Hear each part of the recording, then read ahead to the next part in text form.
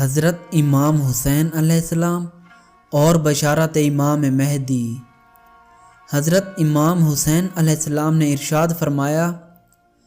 اگر دنیا کے ختم ہونے سے ایک دن بھی باقی بچ گیا ہو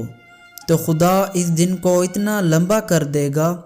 کہ اس دن میں میری اولاد میں ایک شخص خروج فرمائے گا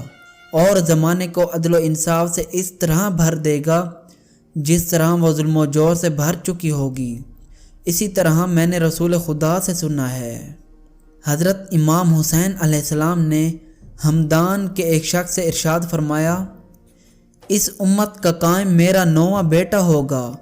وہ پردہ غیبت میں رہے گا اور ان کی میراث تقسیم کی جائے گی در حالانکہ وہ زندہ ہوں گے۔ ایک اور جگہ پر حضرت امام حسین علیہ السلام ارشاد فرماتے ہیں، اگر مہدی لوگوں کے پاس آئیں گے تو لوگ ان کا انکار کریں گے کیونکہ وہ ان کی طرف 40 سال کے نوجوان ہو کر آئیں گے، جبکہ لوگ سمجھتے ہوں گے کہ مہدی تو بوڑھے ہیں۔ شیخ صدوق نے اپنی اسناد سے عبد الرحمن بن سلیس سے نقل کیا ہے کہ حضرت امام حسین علیہ السلام نے فرمایا،